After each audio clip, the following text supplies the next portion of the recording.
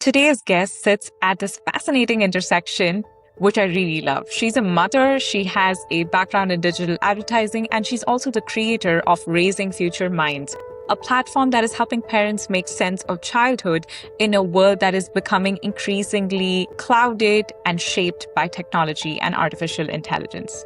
This is Rowena Spencer.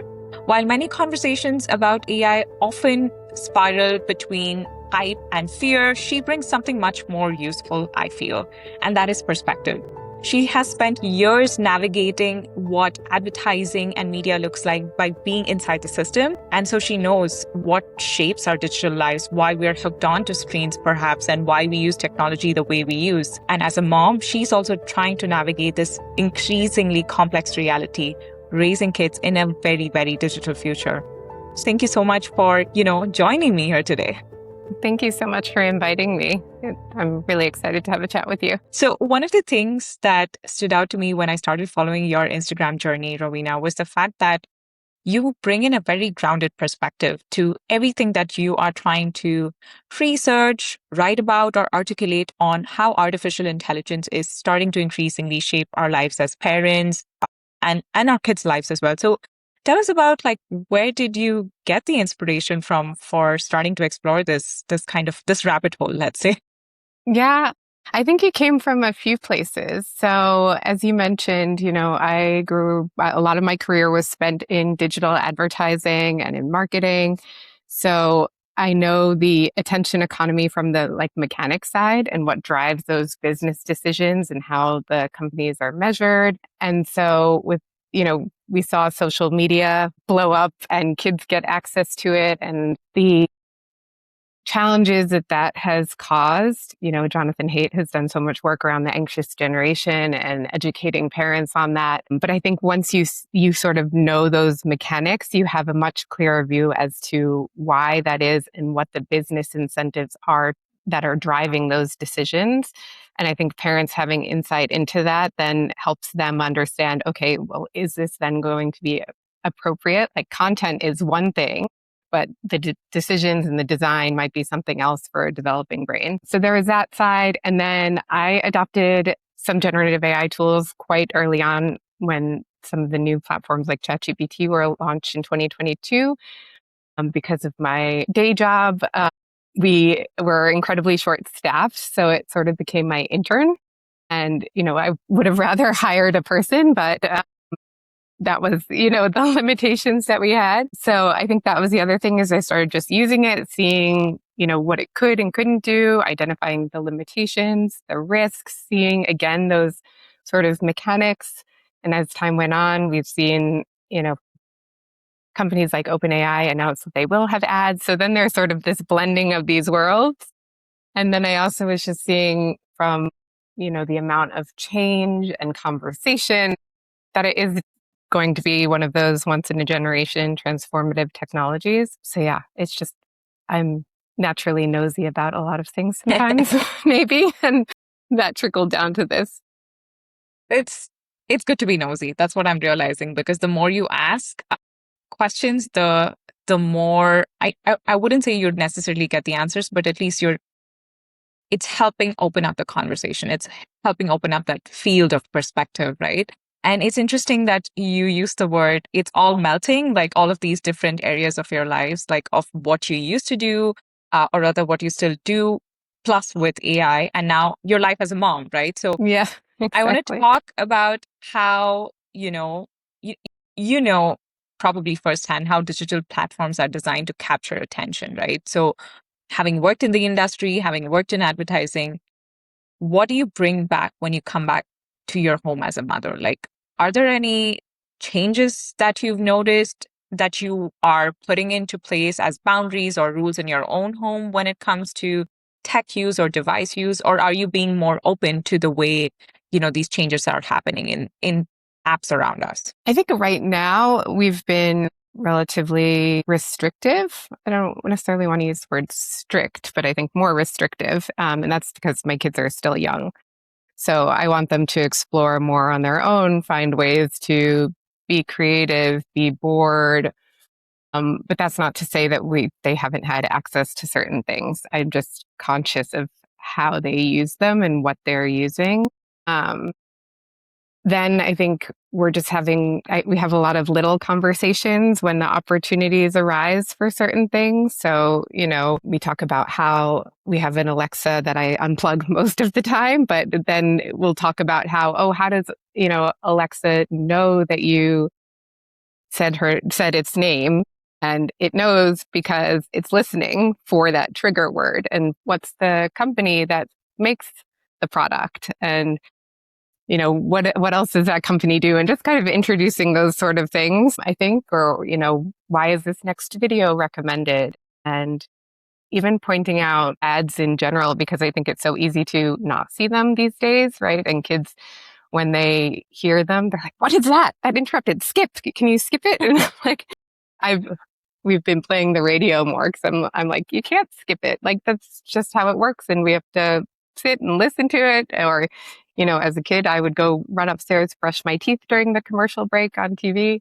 But yeah, I think it's like being aware of all of those things, because I want my kids to learn how to use tech, which I have no doubt that they will. Like, I see how quickly they've found face filters on my phone that I didn't even know existed, or added rainbows, and I didn't even know that they were there and they found them. So I'm not really worried about them learning how to use tech, but it's the learning how to live with it side of things that I think is how we teach, the conscious use and why things work the way they do, and what are our trade-offs in using this over that, and why would we do that, or why should we not do that. Said that, children are not going to have any problem learning technology.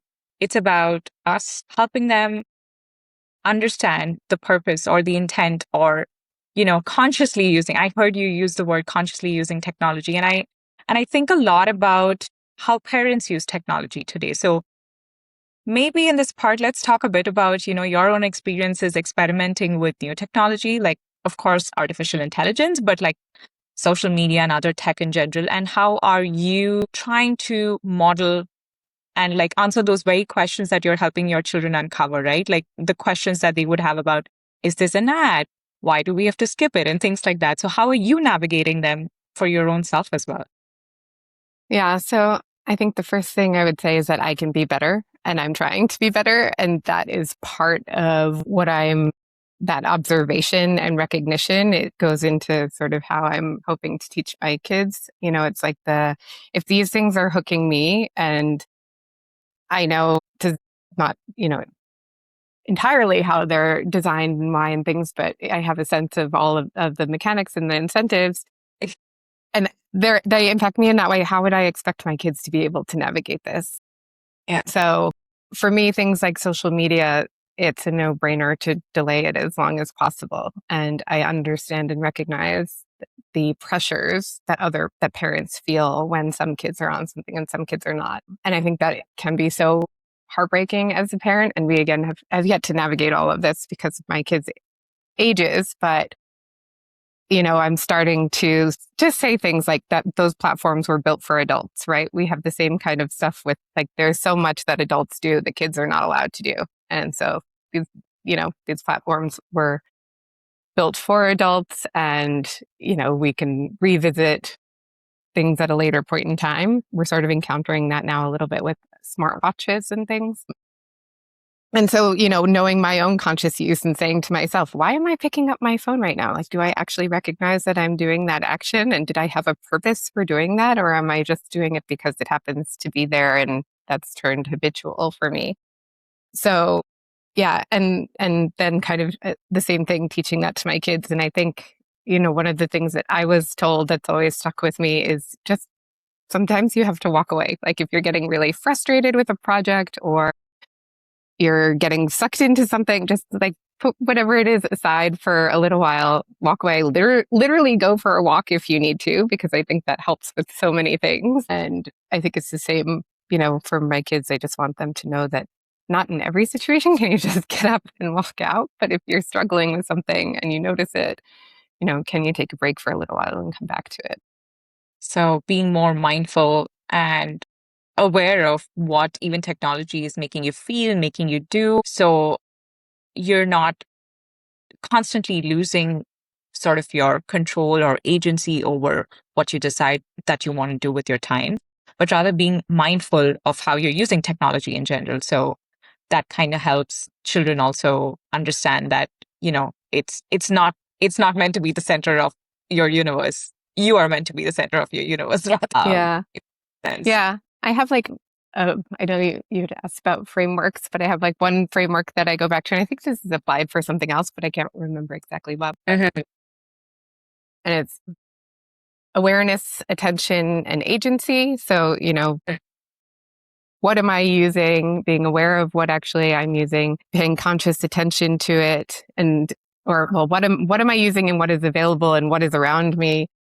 Being conscious of that actual use, and then knowing that you have the agency to change it and to make other decisions if you want to.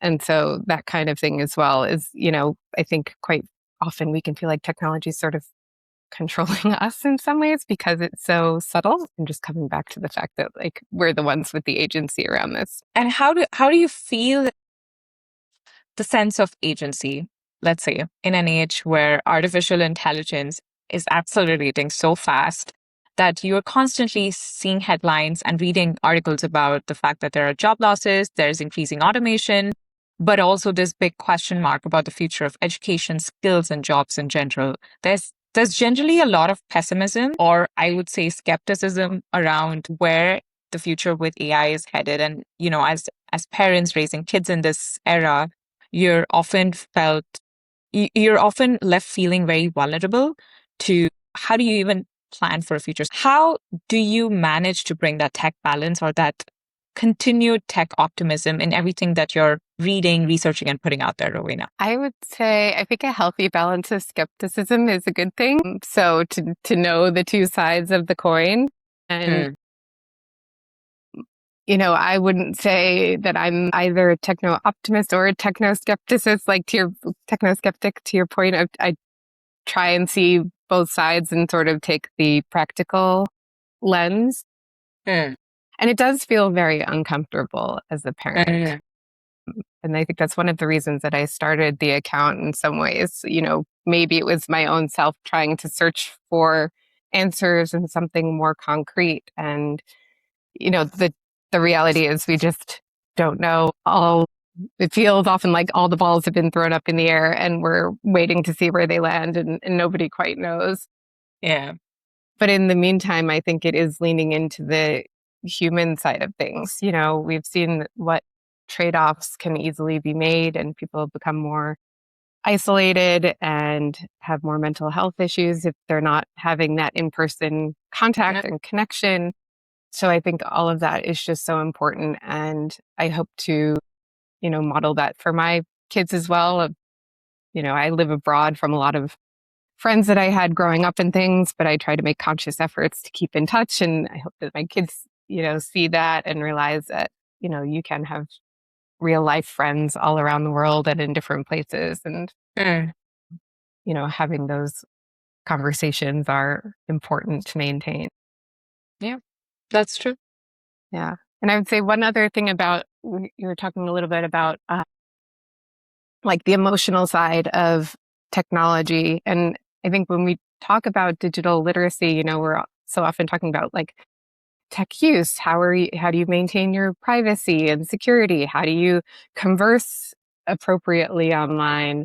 How do you actually use all the, apps and tools and things like that are on laptops and phones and things? But I don't think we talk enough about like emotional intelligence in the context of digital literacy. So how does it feel when you're away from your phone? What has that kind of done to your nervous system that then because I've had this, I panic if I don't know where my phone is, and I'm trying to be better about that. Or how did it feel? How did that app make you feel? Do you feel like you need to keep scrolling, keep doing something, keep engaging?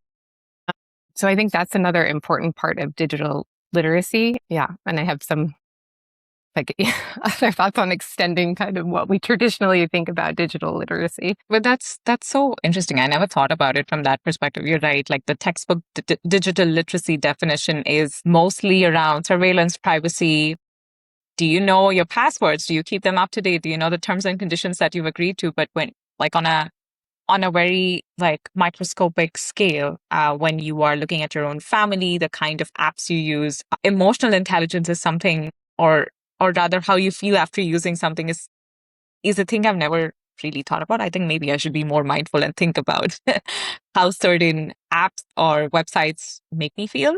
I know that social media makes me feel anxious, especially like Instagram and TikTok, because I think it's designed to make you feel that way. It's designed to, amplify certain kind of emotions and only feed you that same content to make your emotions like get riled up and stuff. Mhm. So it's so important to have those conversations both for adults and kids early on. But when we're thinking about, I know maybe we're going different places here, Rowena, but like one of the things that I know I wanted to talk to you specifically about was the fact that when we earlier spoke, you mentioned you're living abroad, like you're living in Switzerland and you grew up in New York. And I remember you sharing this thing with me where, we're constantly focusing on online protections or, offline protections rather. Re- and in a world where there's so much digital access available, we hardly talk about what would it be like to raise independent kids and what does fostering independence even mean in children, so what's your take on that and why does independence matter more than ever? Yeah, I think so. I'm fortunate in that where we live, it's very normal for kids as young as 4 to walk to school on their own. And I noticed, when we first moved, I was like, how is that allowed? And, like it stirred up a lot of anxiety for me, I think. And now I think it's 4 still. I'm a bit, yeah, but I think it's super valuable. But the society and community is built around that, creating a safe environment. So I think these things are such a much bigger conversation and often like systemic issues. If we think about even why parents have to use technology sometimes to help with their kids, it's because we don't give proper parental support and things like that, right? So I think independence is so important because it really is the foundation I think it's one of the necessary foundations for confidence. And I think confidence is one of those things that our kids have to have if they're not going to continually default to like a generative AI chatbot for validation on so many things. So that's one piece. And I think trust is another one. I want to be able to trust my kids to follow through on what they say that they're going to do or what we agreed. And I mentioned before that, smartwatches have come up for us. Other kids have them. For me, it's not something that I want to move on at this point. But, as a parent, you can never say never. You're taking things kind of day by day, month by month, year by year. But when my daughter was 5 or 6, she used her own money to buy a Flick Flack watch, which is like a Swatch watch for kids, with her own money from a thrift store. And so that's what she has. And we've had like one incident where was about to go out looking and things after school. And since then we've said, this is the time that I expect you home by. I'm going to come looking for you if you're not home by that time. And I think that's probably how my parents would have handled it. And then that sets that tone of trust and independence and that they're, expected to do something by a certain point in time. And yeah, then we sort of have a healthier balance in relationship. I also often think like, years in the future, if they knew I was sort of constantly watching and things, would they think I didn't trust them? And then is that the relationship that I want? I mean, we're talking about both offline and online spaces. Like, of course, there's so much growing conversations, and Jonathan Haidt has, spoken about it at length as well, that we've ended up putting so many protections in the real world, which are probably not needed for kids and far less in the online world. So what I'm meaning to ask here in extension is how would that fostering of independence translate into online worlds as well, but in a safe way, in the sense where parents aren't helicoptering or constantly over your kid's shoulder when they are trying to navigate digital technology or apps for themselves? Yeah.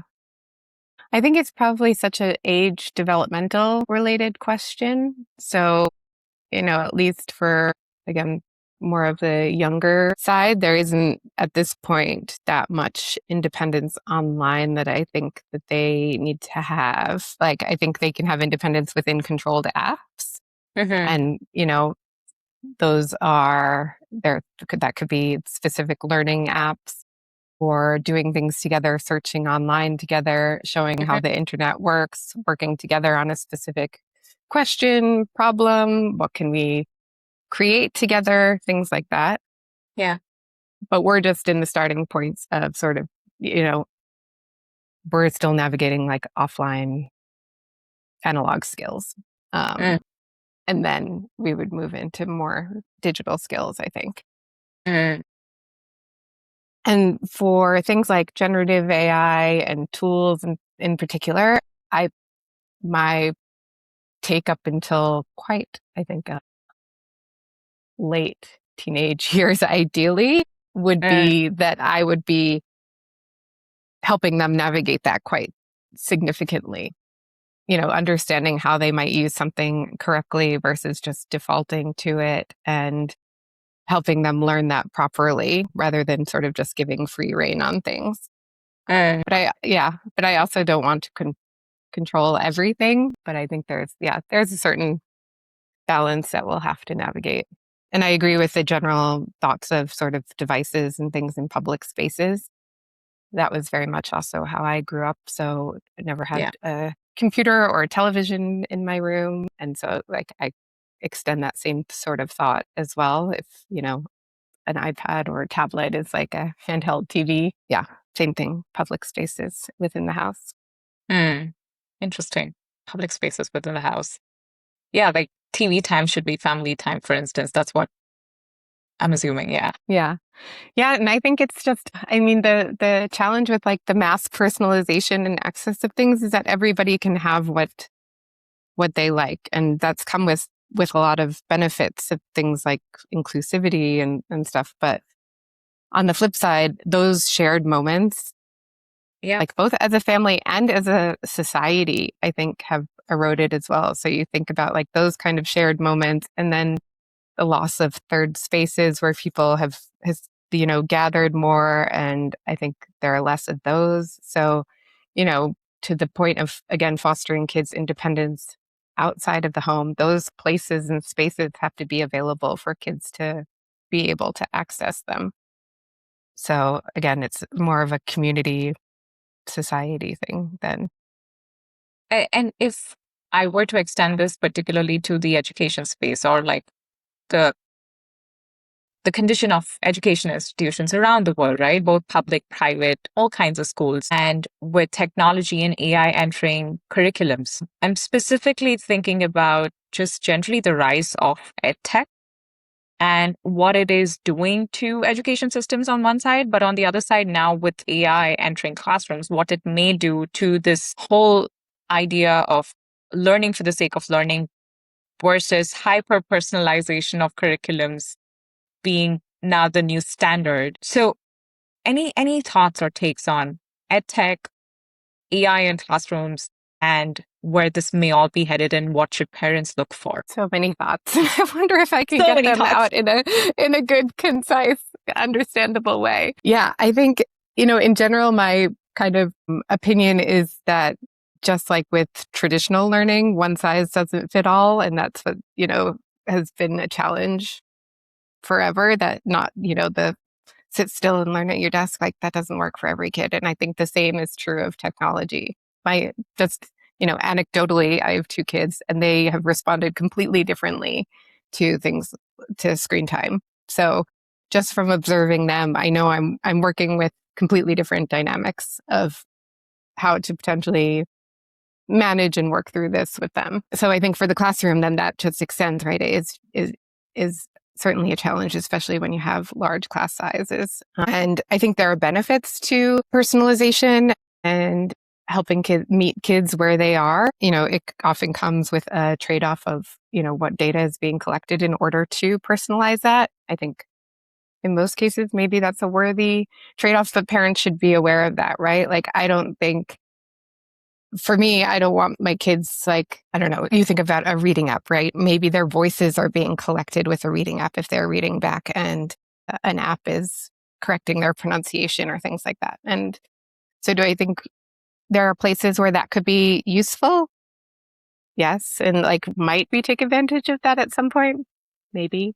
Is it something that I necessarily want as the default? Probably not. So knowing, I've been asking a lot of questions of the schools here, because I'm not familiar with the system, but just understanding, what does device use look like? What should I expect? What apps are being used? And then, spending a bit more time understanding them. And the great thing about,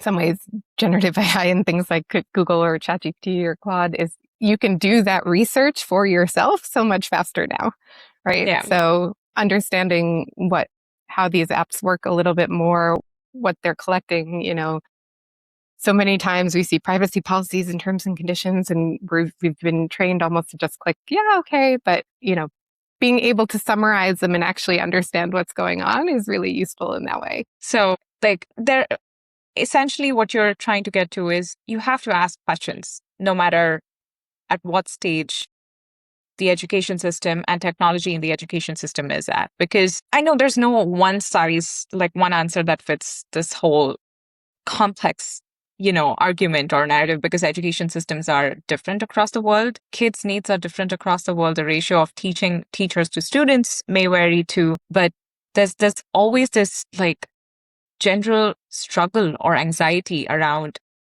how much technology is too much technology in classrooms. And like the data trade-off that you pointed is so important because I don't think parents or even generally educators themselves know as much, educators meaning teachers, know as much about how much data is getting collected and for what purposes. But then beyond that, even, is there going to be really a scale of being able to assess or evaluate what success parameters looks like in the future education systems, right? And how is that going to change the way we look at, things like human intelligence, critical thinking, composition, comprehension, scientific thinking, and all of those other things that our traditional education system sort of had figured out, that this is how you would map, whether you're skilled at this subject versus the other one.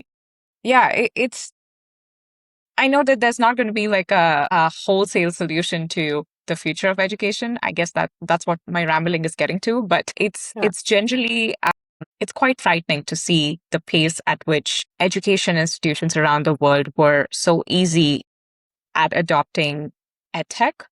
And now we don't know what the future of edtech plus AI might look like. Yeah.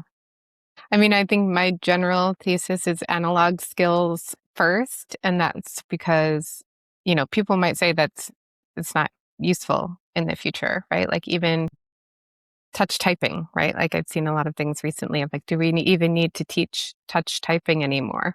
And at first I was like, what's touch typing? So it's like, it's just typing to me. But because everybody will dictate things. And that's a big thing with AI right now. It's just speaking to an AI app or something and having that translate your thoughts. And for me, like I've always struggled, I think in some ways my brain struggles with decoupling things, which is like, it's constantly like an interweaved web of a million thoughts. And so I can see how that would be very valuable, but I generally don't want things to be a one-way door. So I spent some time at Amazon, and this is one of Jeff Bezos's core kind of corporate rules and values is, one versus two-way doors.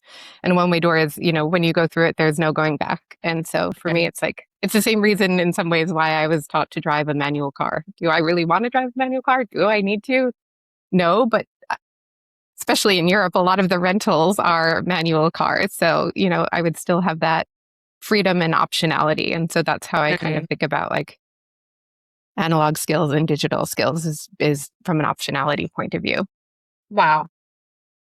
That's a really, really cool mental model, actually. And one of the things that I was, you know, thinking of pivoting to next is if you had to create sort of a parenting playbook for the age of AI, what would like the top three foundational principles or mental model, like the one that you just spoke about, be in that parenting playbook?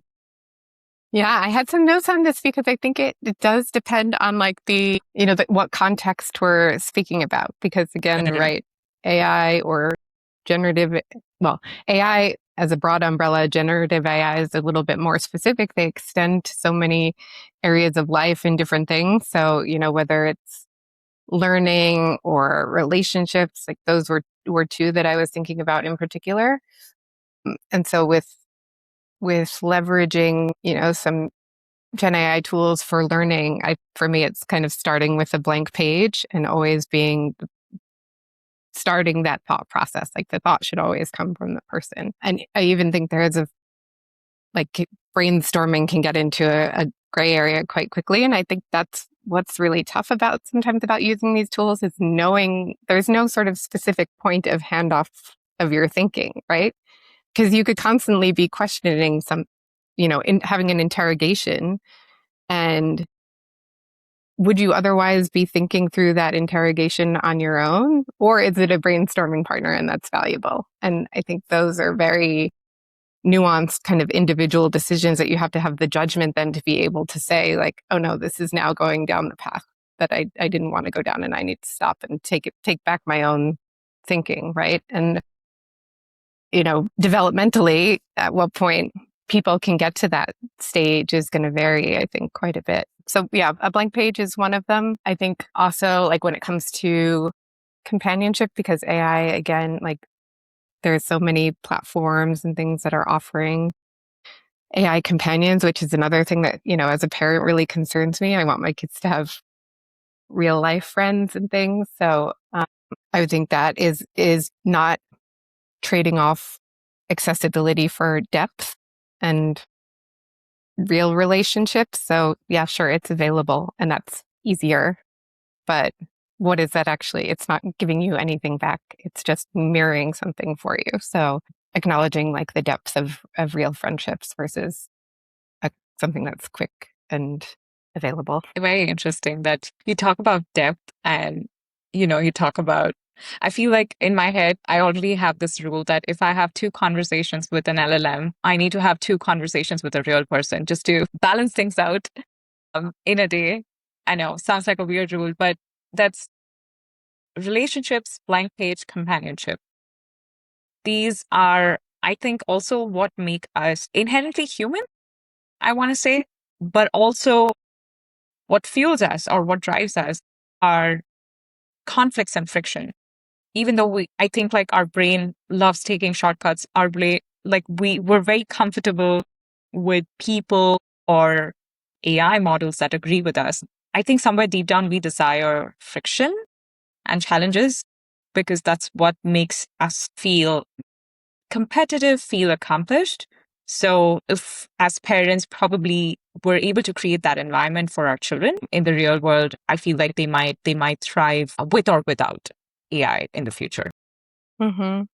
Yeah, I hope so. And I think you can find those examples anywhere, right? To like start planting those seeds for your kids, right? Like, would you feel as accomplished if somebody else was riding your bike for you? I don't know No. what right? You don't get that sense of accomplishment and pride that you did it, that you learned, that you're out, riding your bike on your own and can go for bike rides. So yeah, extending those things to whatever example it might be that kids have felt proud in. So they, don't want to trade off that journey, even though it feels hard. It's true. So we spoke about parents, we spoke about community and educators broadly. I want to talk about kids now, specifically your experience raising your kids, Rowena, and what you're observing and noticing as skills that are becoming essential as they're growing up through the different years. Now that technology is becoming more addictive, more personalized, and I want to say to a certain degree, emotionally intelligent.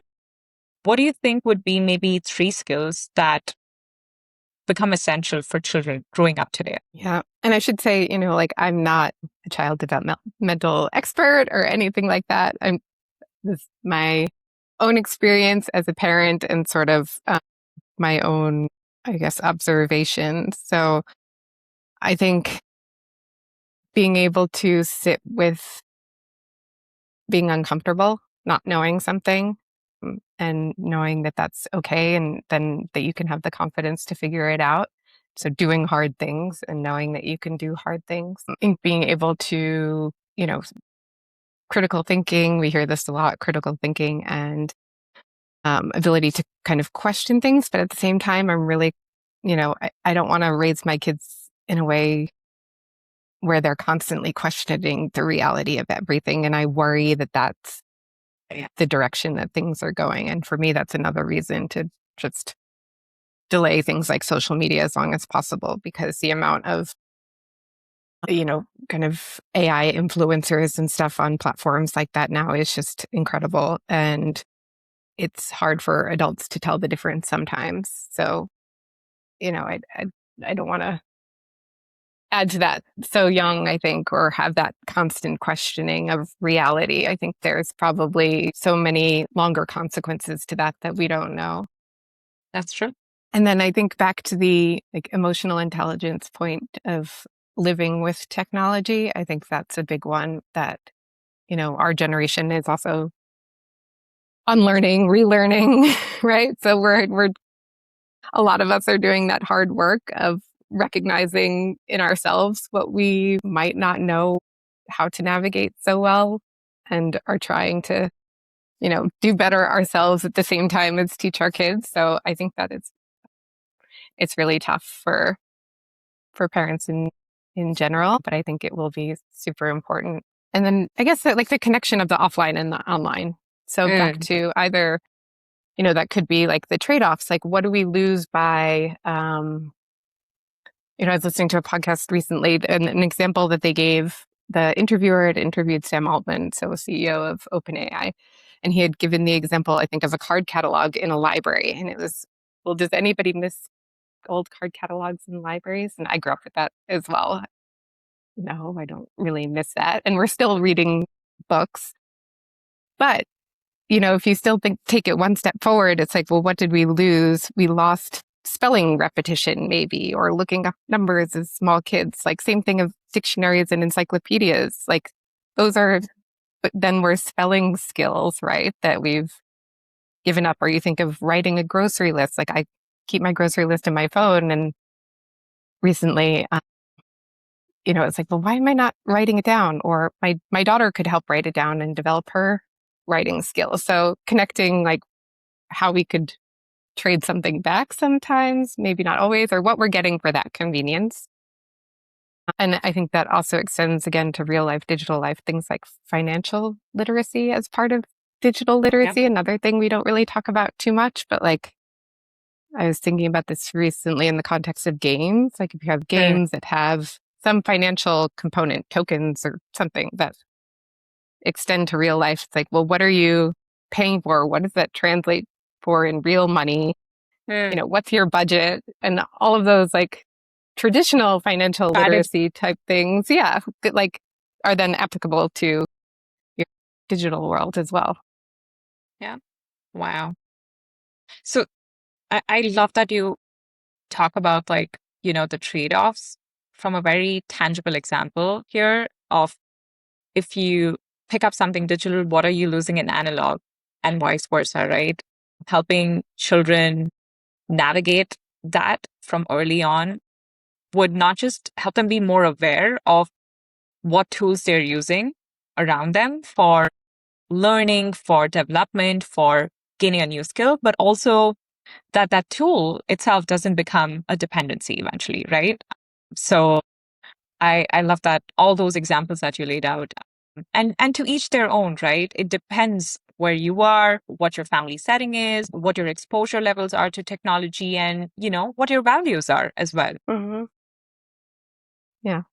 So, and sometimes as parents, we just don't have the time, right? So you have to do, make one decision over another. And I think that's fine as well. It's Yeah, and that's something I've, in all the conversations I've had with parents, with tech experts, and people who are genuinely passionate about, trying to find that balance. The one thing I observe is that, like, this generation of parents are really, really putting in all the effort they can to make sure that they are raising kids from a more balanced and aware perspective, but they're also raising them to be resilient while also raising themselves, if that makes sense, right? So, and I love that for our generation, for the future generations, and that's a thing I love doing towards the end of any podcast regarding is ask my guests, what is the one thing that you feel hopeful about when you're looking at your kids, the future generation, and just, you know, where it's headed from a technological perspective? I just, I don't, I mean, I'm just hopeful because they are kids, right? Like you watch kids, and as long as they're like,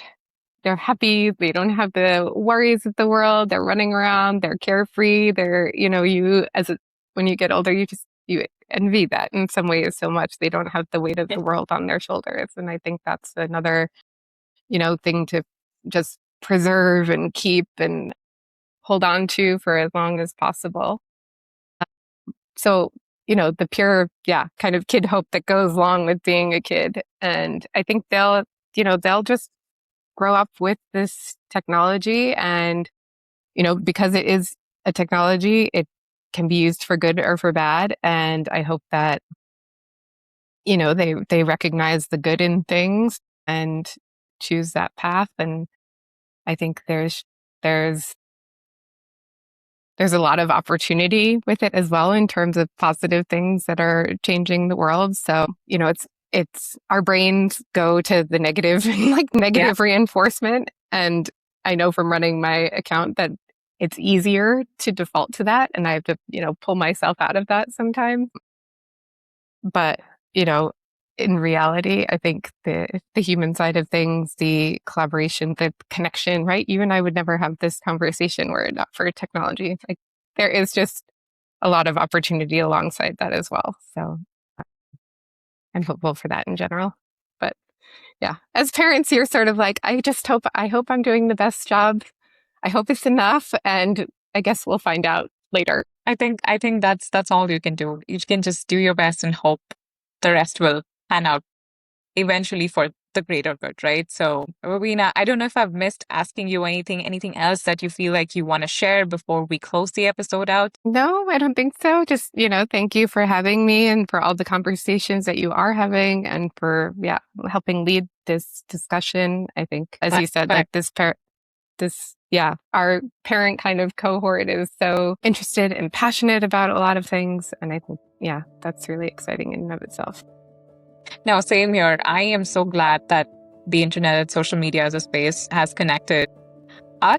And I hope a lot of parents, caregivers find some value out of this conversation. Do get connected with Rowena Spencer. I'm going to drop the link of Raising Future Minds in bio below. Check out some of her work. She has some fantastic guides that can help you, learn, ask the same questions about artificial intelligence and get more familiar with the space. So until next time, please keep listening, please subscribe and watch the Parenting Reboot. Thank you so much again. Thank you.